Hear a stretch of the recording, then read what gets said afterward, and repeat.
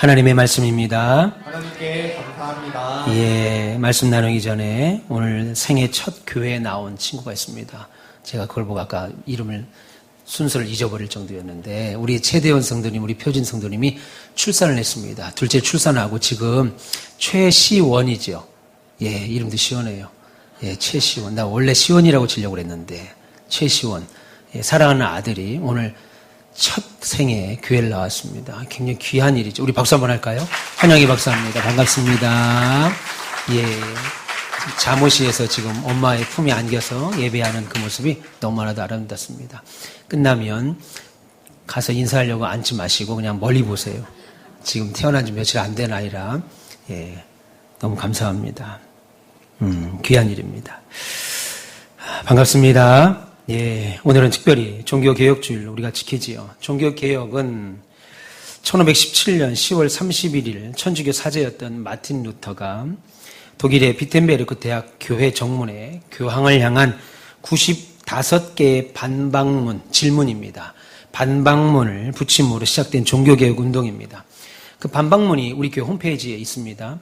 자료실에 제가 올려놨습니다. 원본 파일로 올려놨어요. 하나는 라틴어 버전으로, 또 하나는 우리 한글 번역본으로 올려놨으니까 다운받으셔서 제가 따로 제작한 겁니다. 다운받으셔서 보시면 좋겠습니다. 특별히 뭐 저작권 이런 거 없습니다. 보셔도 좋겠습니다. 다운받으셔서 액자로 만들어서 걸어놓으셔도 좋고, 우리 4층 도서관에는 액자를 따로 제가 만든 걸로 기억합니다. 보시면 유익이 있을 거예요. 그 일이 올해로 508주년을 맞이했습니다. 이 종교개혁의 정신은 오직 성경, 오직 믿음, 오직 은혜, 오직 하나님께만 영광인 기독교의 본질을 회복하는 거죠. 그래서 종교개혁의 본질은 성경으로 돌아가는 것이고, 하나님의 말씀인 성경의 권위를 존중하며 성경을 삶의 원리로 삼는 겁니다. 그리고 성령과 말씀으로, 우리는 신령과 진정이라는 말씀으로 이야기를 알고 있는데 원뜻은 성령과 말씀입니다. 신령과 진정, 성령과 말씀으로 예배하는 자를 찾으시는 그 하나님께 참된 예배를 드리는 것이 종교개혁의 본질이라고 볼 수 있습니다. 오늘 이 자리에 나오신 여러분들은 믿음을 다 가지고 계시죠. 오늘 본문은 그 믿음에 관한 이야기를 우리에게 하고 있습니다. 오늘 본문에는 10명의 문둥병, 나병이라고 오늘 성경은 번역했는데 쉽게 그냥 문둥병이라고 하겠습니다. 문둥병 환자들이 모두 고침을 받지만 한 사람만 믿음을 가지고 다시 주께로 돌아와 경배하는 내용이 담겨 있습니다. 그런데 놀랍게도 이 10명의 문둥병자들은 다 믿음을 가지고 있었습니다. 본문 13절 보세요. 소리를 높여 이르되 예수 선생님이여 우리를 불쌍히 여기소서라고 했습니다. 한마디로 우리가 문둥병에 걸려 있지만 예수님께 나가기만 하면 내 병을 고칠 수 있다라고 하는 믿음이지요. 여러분, 그 믿음이 없었더라면 예수님께 와서 우리를 불쌍히 여겨주세요 라고 외칠 수 없었을 겁니다. 당시에 문둥병, 유출병 이런 병들은 부정하다 거리를 걸어다니면서 나는 부정하다 라고 외치게 되어 있었습니다. 그래서 주변의 사람들이 혹 이 사람이 유출병이나 혹 피부병이나 혹 문둥병에 걸린 것을 모르고 가까이 오는 것을 근본적으로 막았습니다. 그런데 지금 그런 병을 갖고 있는 이들이 우리는 예수님께 가면 병을 고칠 수 있다라고 왔죠. 거기에 14절 보세요. 예수께서 보시고 이르시되 가서 제사장들에게 너희 몸을 보이라 하셨더니 그들이 가다가 깨끗함을 받았다라고 말합니다. 다시 말해서 예수님께서 지금 제사장에게 가서 너희 몸을 보이라 라고 할 때 그들이 말씀대로 순종했다라는 거예요. 다시 말해서 지금 병이 완전히 나은 거 아닙니다. 예수님이 지금 제사장에게 가봐라 라고 할 때 이 문둥병이 난 게 아니에요. 그런데 제사장에게 보이러 가는 도중에 그들이 병이 치료를 받았다고 성경은 말합니다. 그러니까 이런 행동들이 나 지금 몸이 낫지 않았습니다. 그런데 예수님이 제사장에게 가서 네 몸을 보이라 라고 할 때 예 하고 가는 것 자체가 믿음이 없으면 되는 일입니까? 예수님께 가면 고침을 받는다. 그래서 예수님께 지금 왔습니다. 그리고 거기에 예수님 말씀대로 지금 당장 병은 나은 것이 아닌데 이제 당신들이 병이 다 나았습니다 라고 확인해 주는 제사장들에게 가서 너희 몸을 보이라 라고 할 때 보이러 갔어요. 여러분, 이것은 믿음에서 나오는 행동들이지요. 말씀드린 대로 오늘 주일에 더군다나 이 2부 예배 자리에 나온 여러분들은 다 믿음이 있는 분들입니다. 믿음 없이 어떻게 이 주일 아침부터 교회 나와 예배하고 기도하며 교회를 위해서 봉사 헌신하겠어요. 그래서 우리는 나름대로 다 믿음이 있다고요. 그런데 문제는 어떤 사람은 신앙생활을 통해서 자신의 삶에서 변화를 맛보는 사람이 있습니다. 신앙생활을 통해서 내 삶의 변화를 맛본다고요. 그래서 날마다 주님이 우리에게 기대하시는 장성한 분량까지 믿음이 쭉쭉쭉 자라는 신자가 있는 반면 그래서 교회 나온 지 1년, 2년, 3년밖에 안 되는데 남전도회, 여전도회 회장이 되는 남자 성도들이 계십니다. 그런데 어떤 사람은 하나님의 말씀을 매 주일 듣습니다. 심지어 몇 달을 듣고 몇 년을 듣고 대를 이어서 예수를 믿는데도 아주 작은 행동의 변화조차도 없는 사람들이 있다라는 거죠. 또 어떤 사람은 기도할 때 응답의 기적을 체험하는 사람들이 있고, 또 어떤 사람은 오랜 시간 교회를 다니고 예수를 믿으면서도 구원의 확신이 없어요. 자기 삶 가운데 세상 이치의 상식만 가득하지 하나님의 개입을 전혀 내 인생 가운데서 체험하지 못하는 사람들도 있다는 겁니다. 그럼 여러분, 그런 차이가 왜 생기는 걸까요? 여러분, 그런 차이가 같이 교회 생활하고 신앙 생활하고 예배를 믿는 예배당에 나와 예배를 드리는데 그런 차이가 왜 생기는 걸까요? 그것은 믿음의 차이 때문입니다. 다시 말하면, 한마디로 더 정확히 말하면 믿음이 믿어서 온전치 않기 때문이에요. 온전히 믿지 않기 때문이에요. 온전히 믿지 않기 때문에. 여러분, 우리를 향하신, 그래서 예수님의 관심이 뭐였어요? 저와 여러분들 향한 관심. 최 목사야, 너는 예배당도 크게 짓고 사람들도 많이 모아서 그렇게 목회하는 게 내 바람이다. 누구 아무개 장로야, 아무개 권사야, 너는 어느 지역에서 좋은 아파트 살고 좋은 거 먹고 마시고 입고 좋은 사람들과 문화활동 지키면서 사는 것이, 너 행복하게 사는 것이 내 바람이다. 그거였습니까? 예수님이 저와 여러분을 향하신 바람은 우리가 온전한 믿음을 갖는 것, 우리가 큰 믿음을 소유하는 것이었습니다. 그래서 예수님은 우리에게 뭐라고 말씀해요? 말세의 마지막 때에는 믿는 자가 아니라 믿음을 가진 자를 보겠느냐라고 말합니다. 믿는 자 아니고, 교회를 다니는 사람 아니고 믿음을 가진 자. 그래서 경건의 모양은 있으나 경건의 능력을 부인하는 자들에게서 너희는 떠나라, 그렇게 말하죠. 그래서 우리의 소유 가운데 제일 큰 재산은 사실은 믿음입니다. 따라서 우리는 나의 믿음을 위하여 기도하셔야 돼요. 여러분의 영혼을 위하여 기도하셔야 돼요. 여러분들의 몸은 육신을 위하여 옷을 사고 씻고 좋은 것을 드시고 관심을 갖는 것처럼, 그 이상으로 여러분의 믿음과 여러분의 영혼에 관심을 가져야 됩니다. 하나님, 저에게 믿음을 주십시오. 어떤 문제를 만나도 헤치고 나갈 수 있는 큰 믿음을 주십시오. 주님이 주신 축복을 잊지 않는 감사로 돌려드리는 그런 믿음을 주세요. 기도하셔야 돼요. 그런데 우리가 이런 믿음을 달라고 기도할 때 혼동이 하나 생기죠. 왜냐하면 말씀드린 대로 내가 생각할 때 나는 믿음이 하나도 없지는 않아. 그래도 나는 믿음이 전혀 없어서 하나님에 대해서 부정하지도 않고 천국이 없다고 생각하지도 않아. 내가 생각하기에 어느 정도의 믿음은 다 있다고 생각합니다. 그래서 믿음이 내게 있는데 어떤 믿음을 달라고, 무슨 믿음을 달라고 더 기도하지 생각하죠. 그런데 여러분, 진짜 믿음은 따로 있습니다. 그러면 진짜 믿음의 특징이 뭘까요? 어느 것이 진짜 믿음일까요? 오늘 본문이 지금 이 이야기를 합니다. 우리가 진짜 믿음을 가졌는지 확인하는 길은 오늘 본문에서 몇 가지를 설명하는데요. 그것은 먼저 우리가 당면한 문제들이 해결되고 난 후입니다.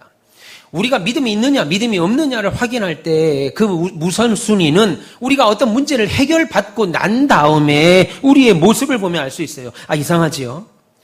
내가 믿음이 있느냐 내가 믿음이 없느냐 확인하는 것은 오히려 문제 앞에서가 아닌가? 어떤 문제 앞에 내가 문제 앞에서 두려워하고 하나님이 없다 하고 막 그냥 하나님이 없는 것처럼 살고 이렇게 염려만 하고 있는 그 모습이 오히려 우리의 믿음을 확인하는 거 아닌가 생각하실 겁니다. 그러나 사실요, 우리의 믿음은 내가 겪고 있는 큰 문제 앞에서라기보다는 오히려 더 많은 때에 그 문제가 해결됩니다. 그 일들이 잘 치워집니다. 그 일들이 잘 해결된 후, 그때 내 믿음을 확인할 수 있습니다. 왜요?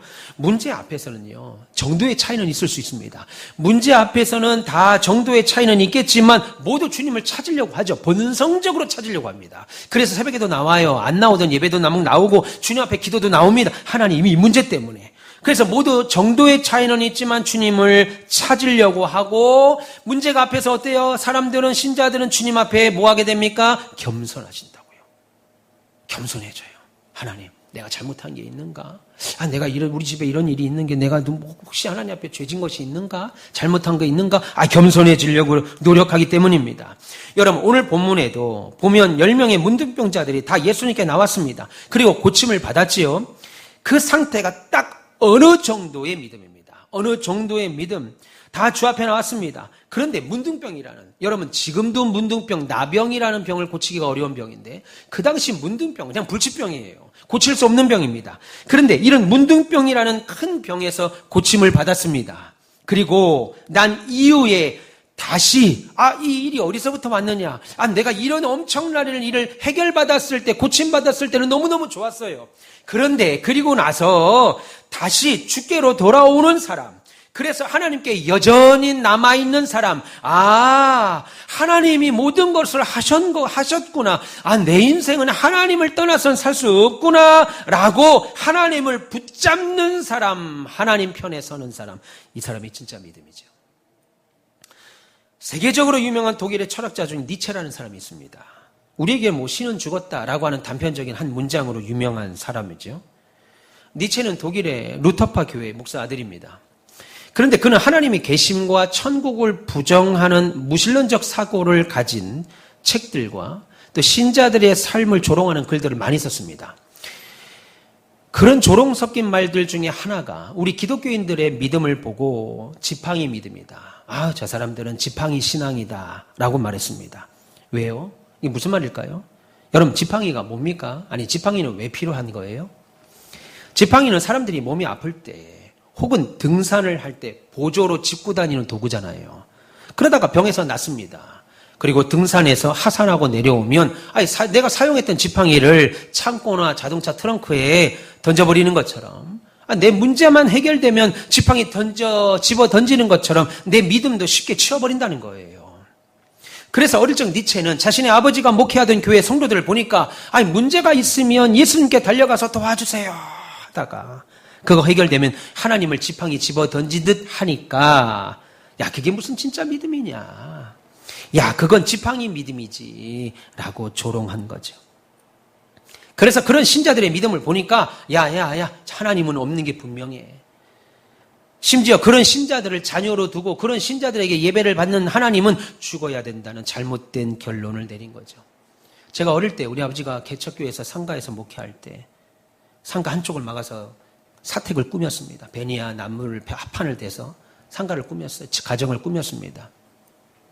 그럼 밤 6시 저녁 먹고 나면 3, 4, 5 교인들이 몰려와요. 집사님 몰려오고 권사님 몰려오고, 그때는 청년들도 참 많이 기도하러 나왔습니다. 학생들도 새벽 기도하고 학교 가고, 학교 끝나면 교회 와서 기도하고. 그럼 뭐예요? 막 벽을 두들기면서 주야 기도합니다. 우리 집이 뭘로 만들어졌다고 그랬어요? 돼지 삼형제처럼 합판으로 졌다고요. 그러니까 주야 하니까 막 쿵쿵 울리니까 공부를 할 수 없는 거예요. 안 들을 수가 없어요. 그들의 가정사를 다 들어요. 저 집 남편이 뭐 했구나. 저 집 아내는 또 뭐 했구나. 개돈 다 날랐네. 시어머니하고 갈등이 있구나. 집안 형편을 다 아는 거면, 자신 놈이 새끼들이 뭐 하는 건가. 다 들어요. 예. 그렇게 막 뜨겁게 기도하던 분들이 해결되면 안 보여요. 지금도 안 보이잖아요. 그때 그분들 아직도 안 보이죠. 그러니까 그게 뭐 진짜 믿음이냐. 그건 지팡이 믿음이지. 그래서 무신론자가 되지요. 그러니까 여러분, 믿음은 그 문제 해결된 뒤에, 여러분 세상의 우상을 섬기는 사람들도 정말 지성이면 감천, 정성을 다하면 하늘이 감동하여 그 일을 해결해 준다고 하잖아요. 그렇게 해결을 받습니다. 그럼 그들이 다 하나님께 돌아옵니까? 아니죠. 안 돌아오죠. 그래서 믿음은 그 문제 해결이 된 뒤에 내 믿음이 거기서 멈추거나 해결받은 것으로 끝내거나 아니면 더 높은 수준으로 내가 전진하는지 돌아보셔야 돼요. 오늘 9명의 문둥병자들은 다 지팡이 믿음이었습니다. 병들었을 때는 예수님께 나와서 우리를 불쌍히 여겨주세요 하다가 병이 나으니 각자의 삶으로 돌아가 버렸습니다. 말씀드렸습니다. 이들은 믿음이 있었어요. 믿음이 있었기에 치유함을 얻었습니다. 그런데 병이 나으니까 각자의 삶으로 다 돌아갔어요. 왜요? 한마디로 자신들의 삶이 더 중요한 거예요. 예수님보다 내 삶이 더 중요해요. 따라서 예수님이라는 지팡이는 더 이상 필요가 없는 거죠. 거추장스러워요. 등산에서 내려와는 더 이상 지팡이 들고 다닐 수가 없어요. 들고만 다니기 귀찮아요. 그러니까 다 던져버립니다. 그런데 오늘 한 명만은 돌아오죠. 그 한 명의 믿음이 오늘 성경은 진짜 믿음이다. 그렇게 말합니다. 그래서 우리 인생 중에 이런 생각을 하셔야 돼요. 여러분들에게 만약에 인생을 살다 오는 문제가 있지요? 내 힘으로 감당도 안 되고 대책도 없고 풀리지도 않는 문제. 그래서 예수께 나와서 간구했더니 놀랍게도 해결해 주십니다. 그런데 그 다음에는 여러분 어떻게 보면 그때까지는 내가 예수님을 의지하는 지팡이의 믿음과도 같아요. 그러면 그 다음에는 어때요? 그것이 해결되고 나서 내 인생이 평안함을 얻은 다음에는 그 예수님을 내 인생의 주인으로 삼는 믿음까지 나아가셔야 돼요.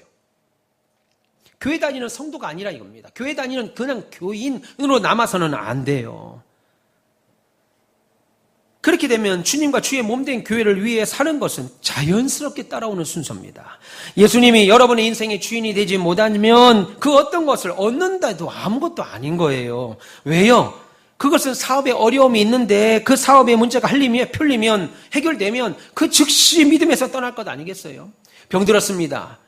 그래서 병들어서 하나님 앞에 기도해서 건강해지면 그것이 목적이면 그 믿음도 그것으로 끝날 것이고 취업도 입시도 합격하면 직장 생활로 분주해져요. 취업하고 나니까 학교를 가고 나니까 학교 생활과 직장 생활로 분주해지면 그 즉시 믿음이 끝날 것이기에 그것은 지팡이 믿음에 불과해요. 제가 사랑하는 여러분, 지금 몸이 아프신 분 계세요? 병 나오면 뭐 하실 건가요? 교회 안 나올 겁니까? 취업 입시 앞두고 계시는 수험생들 합격했어요. 그리고 주님 멀리해요. 바빠요. 직장 생활하느라 학교 다니느라 바빠요. 그러면 지팡이 믿음입니다. 사회생활이나 사업이 안 돼서 안타까우십니까? 하나님 이것만 해결해 주시고 열어주시면 내 하나님을 위해 못할 것이 없습니다. 그래서 열어주셔요. 그리고 바쁘다는 이유로 주님 멀리하면 그게 지팡이 믿음이에요. 결혼 때문에 안타깝지요. 아직 미혼인 분들. 그래서 사랑하는 사람을 하나님이 만나서 결혼시켜줬더니 배우자와 엉뚱한 데가 있으면 지팡이 믿음 됩니다. 자녀 갖고 싶어서 하나님께 자녀 달라고 기도했습니다. 그래서 기적적으로 사랑스러운 자녀를 주셨다고요. 우리 표진 성도님. 부부가 선남선녀입니다. 그러니 애 안 봐도 알죠. 애 보고 싶어 하지 마세요. 당분간. 그냥 선남선녀라고 나온 아이니까. 우리 김종필 성도님도 자녀 데리고 나오셨죠? 예. 너무 감사해요. 박수 한번 할까요, 우리? 같이? 예. 감사합니다. 기적적으로 사랑하는 자녀를 저렇게 주셨어요. 근데 그 다음에 자녀 양육 때문에 피곤해요. 그리고 애 데리고 다니느라고 바빠갖고 어디 바빠서 교회 생활에 시큰둥한 믿음 돼버리면 다 지팡이 믿음입니다.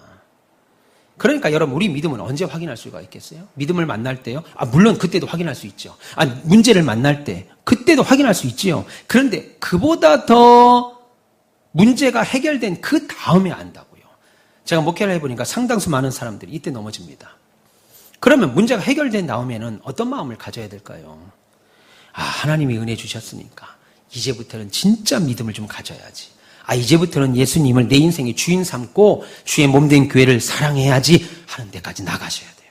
주신 것에 대하여 해결해 주신 것에 감사하여 멈추면 안 된다는 거예요. 그렇게 예수님을 주인으로 모시는 인생이 되면 세상과 하나님 앞에 성공하는 인생이 됩니다. 우리 청년들, 젊은 분들, 하나님을, 예수님을 내 인생의 주인으로 모시면 세상 사는데 불편해지는데요. 세상 사는데 손해보는데요. 아닙니다. 그건 세상이 주는 속살거림이에요. 속으면 안 돼요. 여러분 다윗을 보세요. 하나님께서 어린 다윗이 목동의 때에 특별한 은혜를 주셨습니다. 그때 나 13살, 14살. 다윗이 목동의 시절 양을 치는데 사자와 곰이 와서 그 양을 채갑니다. 그러면 다윗이 어머 무서워하고 아버지한테 달려가는 것이 아니라 바지춤을 올리고 신발을 끈을 묶고 그 곰과 사자를 찾아간다고요. 와.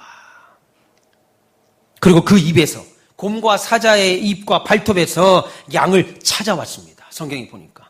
여러분, 사람이 곰을 이길 수 있어요? 사람이 사자를 이길 수 있어요? 아유, 이 곰 같은 놈. 진짜 곰을 마주쳐보세요. 그런 말이 나오겠는가? 그냥 농담으로 하는 말이죠. 진짜 곰을 마주쳐보세요. 사자를 길에서 마주쳐보세요. 동네에 가다가 개만 봐도 주저주저 하는데 사자가 지금 여기 장현을 돌아다닙니다. 사자 몇 마리가. 불가능해요. 하나님이 곰의 발톱과 사자 이빨에서 다윗을 지켰다고요.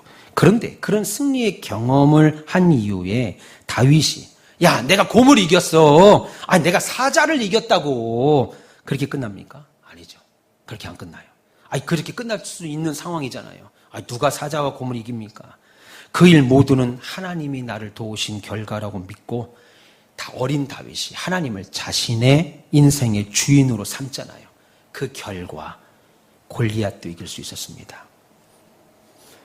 이스라엘이 골리앗과의 전쟁에서 누구도 골리앗과 싸우려고 하지 못할 때 어린 다윗, 16살밖에 되지 않았던 어린 다윗이 골리앗과 싸우러 나갑니다. 그때 사울 왕도 어린아이 손이라도 빌려야 될 판인데 자기가 봐도 너무 어린애가 지금 저 골리앗과 싸우러 나간다고 하니까 사울 왕이 말립니다. 말려요. 가지 마라. 그러면 안 돼. 너 죽는다. 그러니까 다윗이 뭐라고 말합니까? 사무엘상 17장 37절에 다윗이 이르되 여호와께서 나를 사자의 발톱과 곰의 발톱에서 건져내셨은즉 나를 이 블레셋 사람의 손에 둬도 능히 건져내시리라. 할렐루야. 한마디로 내가 지금 나보다 월등히 큰 장수인 저 골리앗과 싸우러 나갈 건데 그럼에도 불구하고 나는 반드시 이긴다. 왜? 내가 이길 수 있는 이유는 내가 더 어린 목동의 시절부터 하나님은 사자의 입과 곰의 발톱에서 나를 건져주신 하나님이 이 자리에도 여전히 계시기 때문이다. 라고 하는 말이죠. 그래서 자신의 신체와는 도무지 비교되지 않는 엄청난 피지컬의 장수인 골리앗과 싸우러 나왔고 결국 하나님은 다윗의 어린 목동의 때와 같이 다시 이기게 하셨습니다. 그리고 훗날 이스라엘의 왕까지 되는 은혜가 있었습니다. 하나님께서는 저와 여러분들이 어느 정도 믿음이 있어요. 믿음이 있기에 우리에게 은혜를 주십니다. 종종 복도 주시고 은혜를 체험하게 하세요. 그런데 거기에만 머물러 계시면 지팡이 믿음이 돼요. 어느 순간 나도 모르는 사이에 믿음이 불필요하고 거추장스럽고 나로 하여금 피곤하게 한다면 믿음을 지팡이처럼 내던진다고요. 그래서 어느 날 저 옛날에는 집사였는데요. 옛날에는 권사였는데요. 지금은요. 그냥 그저 그래요. 이런 신앙이 된다고. 이런 신앙이에요. 내가 예전에는 장로 비스무리까지 갔는데 지금은 그냥 그래요. 이런다고요. 내가 옛날에는 신학교까지 가려고 했는데 지금은 그냥 이러고에 살아요. 하나님은 저와 여러분들에게 믿음이 있으니까 은혜를 주신다고요. 축복도 주신다고요. 그런데 거기에만 머무르면 안 되죠. 지금 잘 되는 것만 머무르면 안 돼요. 그래서 우리는 거기에서 하나님을 내 주인으로 삼는 믿음으로 더 나아가야 돼요. 누구라고 말씀드릴 수는 없고 죄송합니다만 우리 여기 사무실에 의자를 선물하셨잖아요. 이름은 밝히지 않지만 다 알았죠. 지금 지난주 우리가 사진까지 광고했으니까. 근데 그 집사님이 저한테 아니고 우리 사모한테 그 얘기를 했대요. 목사님, 사모님, 교회가 뭐 필요하면 늘 얘기하세요. 제가 사업하는 이유가 뭐겠습니까? 제가 그러려고 교회를 위해서 돈 벌려고 그러려고 돈을 버는 겁니다. 그 이야기를 했다라는 거예요. 얼마를 할지 언제 할지 그건 알 수 없습니다. 그건 하나님이 감동하셔야 되는 거예요. 그런데 그 마음을 품고 있는 것 자체가 귀한 거예요. 난 여기서 그냥 끝나. 내가 사업이 요즘 좀 잘 돼. 계약이 좀 늘어나. 그래서 너무 좋아. 그래서 교회 다니는 게 재미있어. 아니고 이것은 하나님으로부터 온 것이니까 다시 하나님의 나라를 위해 써야 되겠다 하는 믿음으로 나아가야 된다는 거죠. 그래서 우리는 하나님을 여러분의 주인으로 삼는 믿음으로 성장하셔야 됩니다. 그런 진짜 믿음 소유하시는 하나님 백성들 다 되시기를 주님의 이름으로 축원합니다.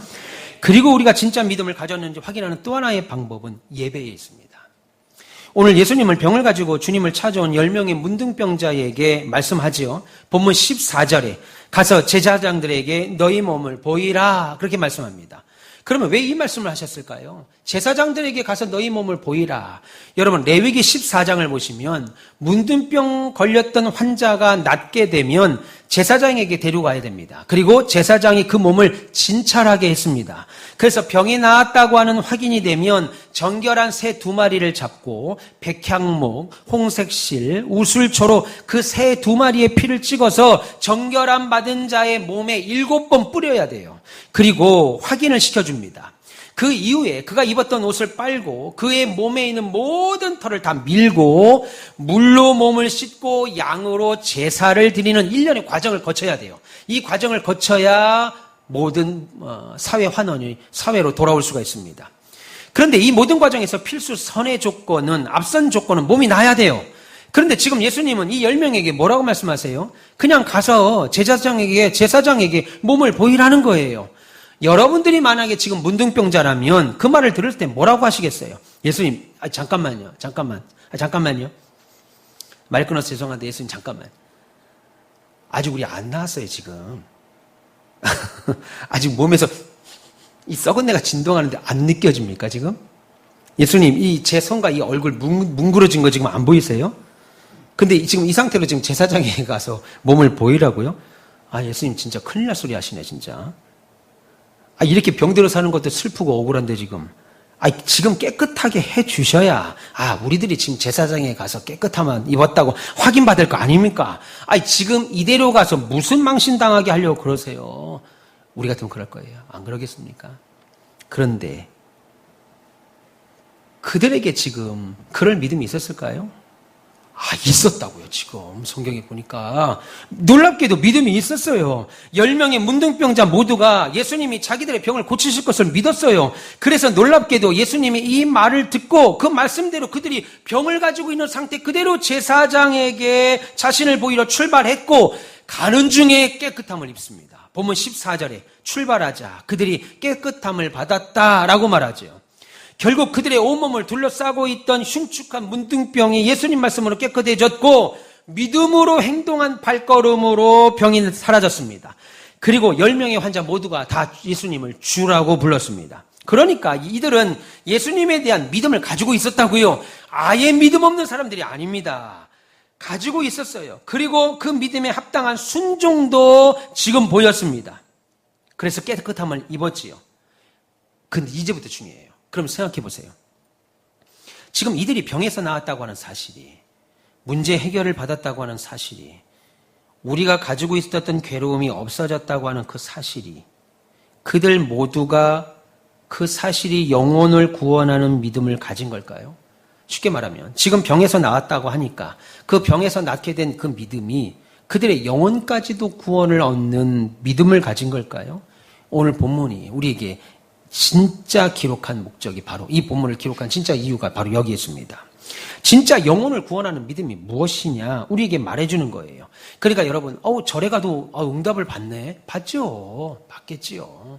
여러분, 지성이면 감천이라는 말이 그냥 한두 사람이 한 말 아니잖아요. 받을 겁니다. 예.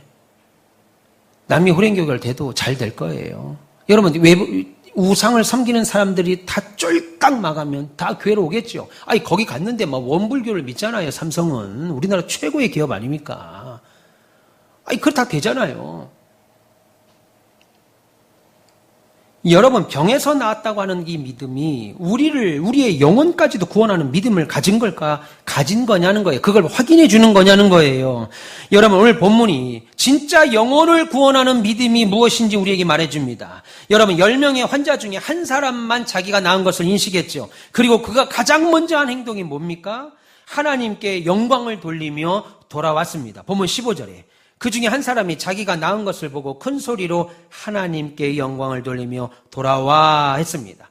여러분, 병에서 병고침 받은 그가 가장 먼저 한 행동은 예수님께 돌아오는 것이었습니다. 제사장에게 보이러 가고 제일 먼저 한 것은 예수님께 돌아오는 것이었어요. 자신에게 깨끗함을 주신 예수님께로 다시 돌아와 큰 소리로 하나님께 영광을 돌렸습니다. 그는 돌아오는 내내 기쁨을 감추지 못했죠. 아마 처음 병이 완전히 내 몸에서 사라진 것을 확인하면서부터 터져나오는 눈물과 기쁨의 감정을 주체하지 못했을 거예요. 저희 아버지가 암으로 돌아가셨는데 목동 이대병원 가서 암센터에 가가지고 앉아있으면요, 어떤 사람은 울어요. 밖에 앉아있으면. 근데 어떤 사람은 울고 나오는데 그 울고 나오는 웃음이 방긋방긋 웃으면 나와요. 이제 병원 안 와도 된다 이겁니다. 그 말 들으면 막 우는데 좋아서 나온다고 해요. 좋아서. 어떤 사람은 밖에 앉아있으면 안에서 소리가 들려요. 병이라 이겁니다. 3개월밖에 6개월밖에 못 산다. 근데 어떤 사람은 나았다. 울며 나온다고요. 병이 완전히 사라진 거 확인하고부터는 터져나온 눈물, 기쁨의 감정 주체하지 못했을 거예요. 안 그렇겠습니까? 그런데 왜 이 한 사람만 자기의 깨끗해진 피부를 보고 예수님께 돌아왔을까요? 나머지 9은 안 기뻤을까요?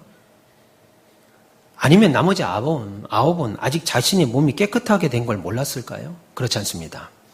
그동안 그들이 사회적으로 고립되었던 받았던 서름, 가족과 떨어져 살아야 됐던 그리움, 육체의 고통, 죽음에 대한 공포, 그 모든 것으로 해방돼서 그리움 가족으로 돌아갔어요. 격리되었던 사회에서 다시 이들을 받아줍니다. 다른 9명의 문둥병자 모두 이런 기쁨으로 서로 얼싸안고 좋아했을 겁니다. 그런데 그중 단 한 사람만이 진짜 믿음으로 반응한 거예요. 어느 정도 믿음을 갖고 있어서 가서 병고침을 받았는데 기적을 체험했는데 주님께로 다시 돌아온 진짜 믿음으로 반응하는 한 사람이었습니다. 한 사람만 그가 누군지 예수가 누구신지 알고 예수님께 돌아왔죠. 15절 16절 그 중에 한 사람이 자기가 낳은 것을 보고 큰 소리로 하나님께 영광을 돌리며 돌아와 예수의 발 아래 엎드려 감사하니 그는 사마리아 사람이라고 했습니다.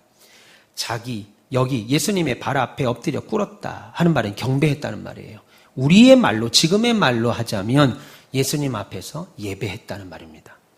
그래서 예수님은 그 모습을 보시고 이렇게 말씀하시죠. 17절과 18절에 예수께서 대답하여 이르시되 10사람이 다 깨끗함을 받지 아니하였느냐 그 9은 어디 갔느냐 이 이방인 외에는 하나님께 영광을 돌리러 돌아온 자가 없느냐. 지금 예수님은 그 나머지 9명이 인사치레하지 않은 거 가지고 책망하신 거예요? 아니죠.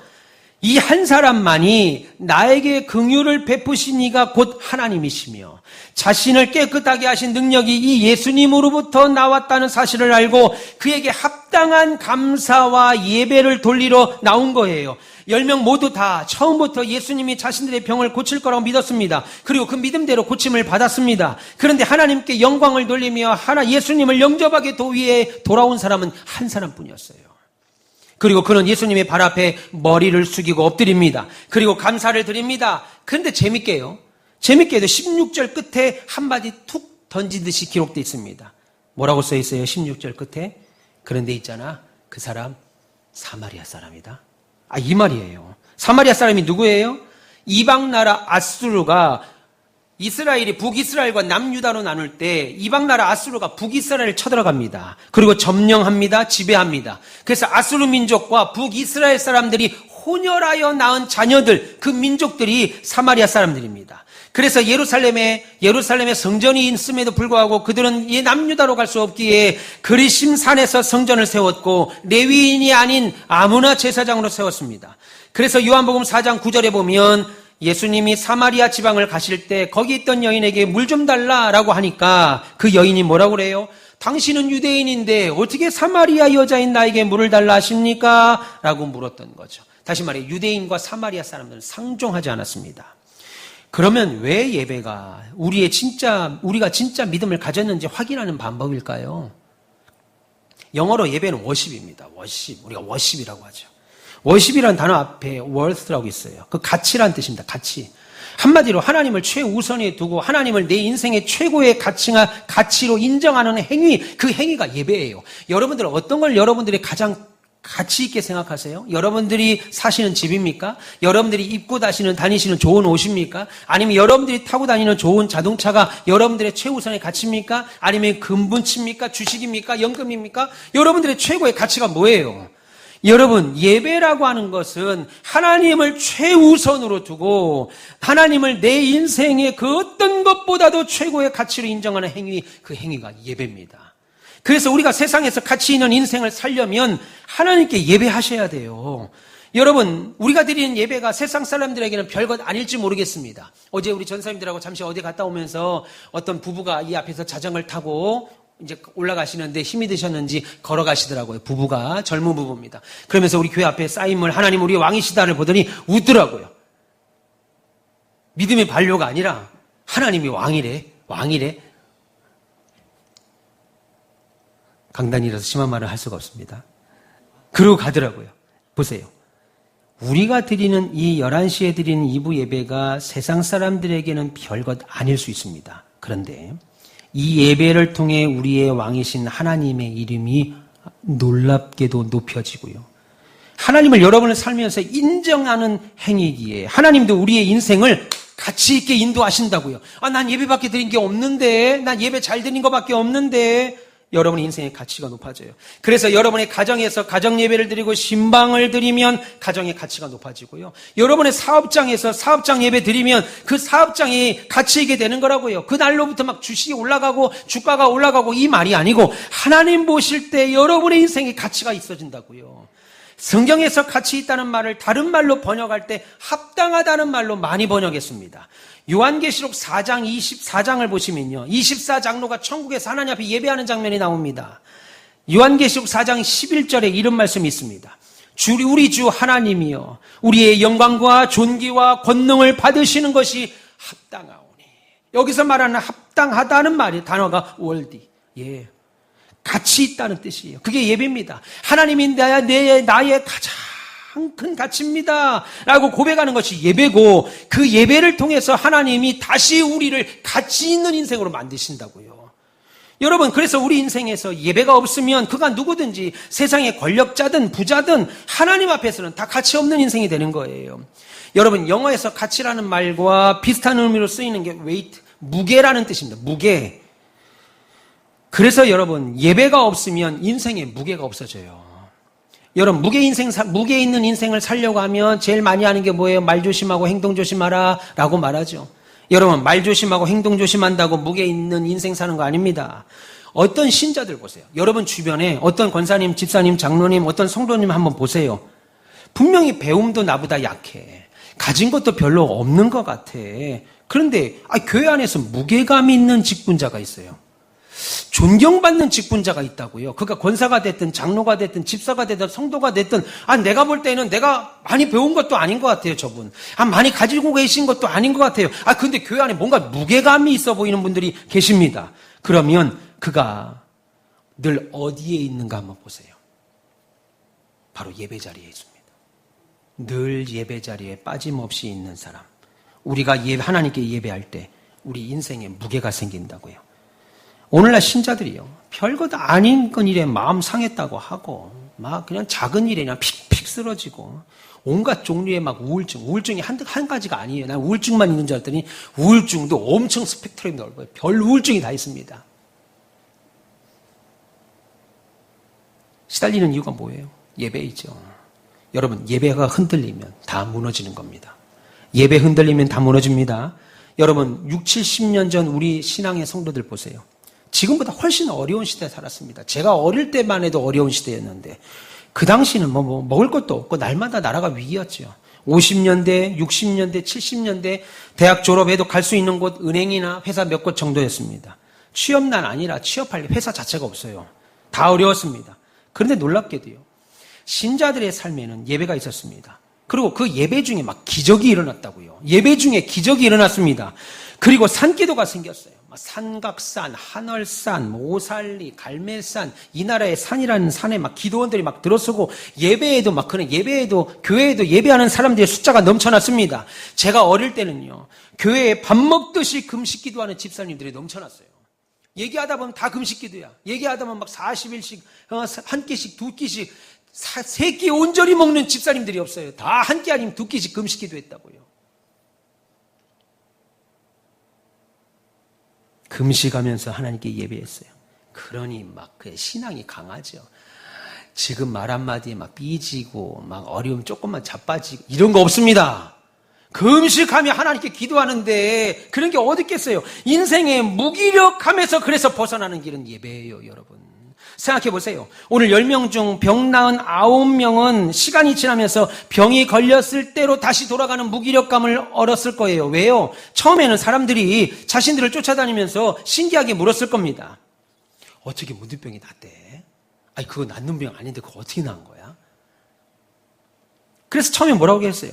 예수님이 고쳐주셨지. 우리 예수님께 가니까 예수님이 제사장에 가라는 그 말씀을 순종하고 가다 보니까 우리가 낫지 하다가 시간이 흘러 나중에 뭐라 그래요?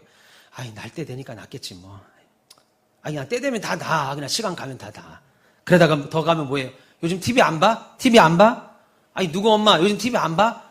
아니, 산에 들어가 자연인처럼 사니까 다 폐암, 간암 다 낫잖아. 산에 들어가서 자연인처럼 물 먹고 버섯 뜯어 먹으니까 낫잖아. 이거 먹어서 그래. 이거 오메가3 먹어봐, 이거 오메가3 먹어봐.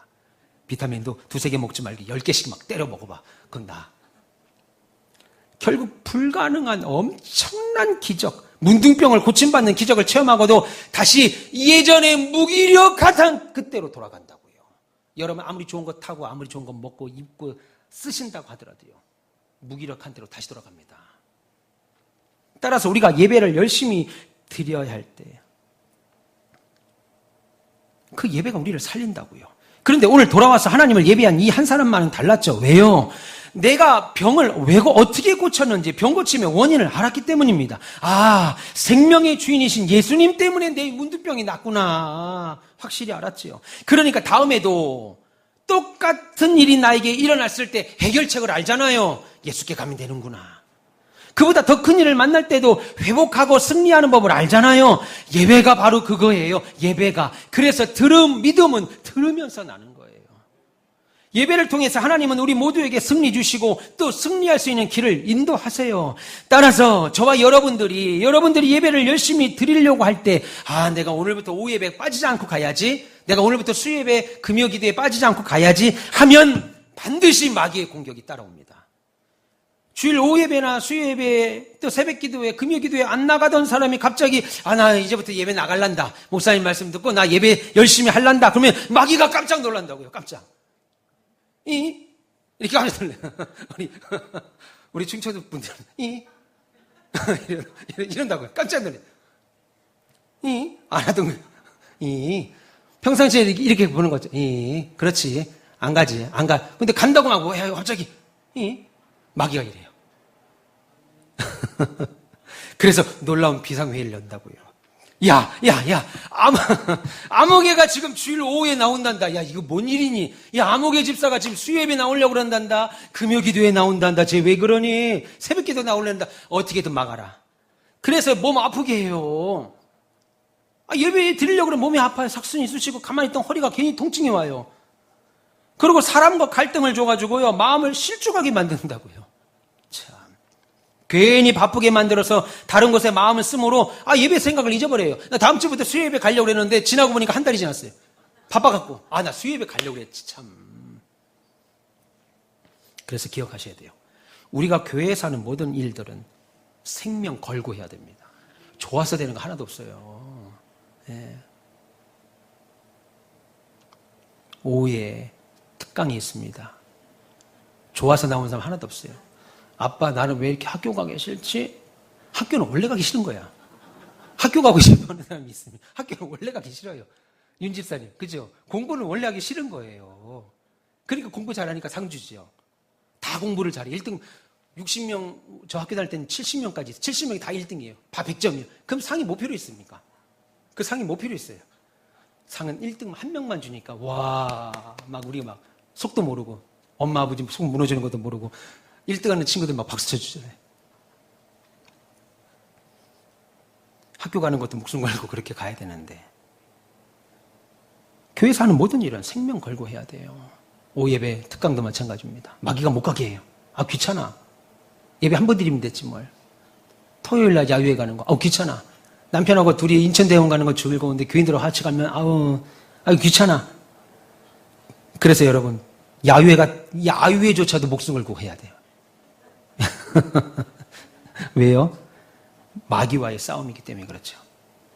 생명 걸고 예배드리고 생명 걸고 기도해야 되고 여러분 생명 걸고 헌신하는 거예요. 그래서 우리에게는 진짜 믿음이 있어야 됩니다. 어느 정도 믿음 아니고 진짜 믿음. 꼭 기억하십시오. 예배가 여러분의 인생을 가치 있게 무게 있게 만듭니다. 그런 인생 사시기를 주님의 이름으로 축원합니다.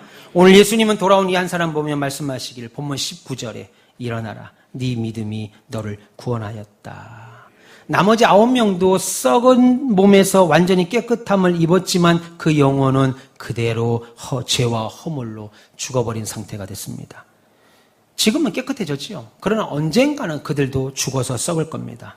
그러나 그 영혼은 영원한 심판을 받게 되겠지요. 그러나 이 한 사람, 사마리아 사람이라고 상종도 하지 않았던 이방인, 그의 영혼은 구원을 얻었습니다. 여러분, 육신의 질병만 해결된 것이 아니고 영원한 생명을 얻었습니다. 하나님의 자녀가 되는 권세를 가졌다고요. 이게 진짜 믿음입니다. 그 믿음은 문제가 해결된 뒤에 하나님께 돌아와 하나님께 영광을 돌리고 감사와 함께 예배 드리는 겁니다. 사랑하는 우리 가온비에서 별님 여러분, 내 믿음은 오늘 9명이 가진 것과 같은 믿음이 아니지 날마다 돌아보셔야 돼요. 왜요? 우리가 믿음이 있어요. 여러분들이 믿음 없다는 말이 아닙니다. 믿음이 없으면 도드라지게 드러나겠죠. 아, 믿음이 없구나. 근데 믿음이 있으니까 하나님은 분명히 우리에게 좋은 것 주셔요. 위로 주시고 격려 주십니다. 믿음의 공동체 안에서 여러 유익을 통해 삶의 활력도 줍니다. 그럼에도 나의 어느 정도의 믿음이 어느 정도의 믿음이 모든 은혜를 주신 하나님을 진심으로 따르지 않고 잊어버릴지 몰라요. 그런 믿음은 우리를 구원할 수 없습니다. 오늘 성경이 보여주잖아요. 물론 우리 모두는 믿음으로 이미 하나님의 자녀가 됐지요. 그러면 어떻게 해야 되겠어요? 우리가 받은 큰 기쁨, 마땅히 돌려드릴 영광, 그 속에서 솟아나는 하나님에 대한 감사, 예배 잊지 말아야 됩니다. 따라서 믿음이 날마다 자라나기를 노력하셔요. 그래서 우리만큼은, 여러분들만큼은 지팡이 믿음이 아니라 진짜 믿음의 소유자가 되셔서 오늘 처음 생애 첫 교회 나온 우리 시원이까지도 부모님이 진짜 믿음의 소유자가 되기를 위해서 저 또한 기도하고 성도들도 기도해 주셔서 함께 기도하면 좋겠습니다. 그래서 생명의 면류관의 약속을 누리며 참된 예배자로 사시는, 참된 존귀한 자로 사시는 우리 모두 다 되시기를 주님의 이름으로 축원합니다. 기도하겠습니다. 아버지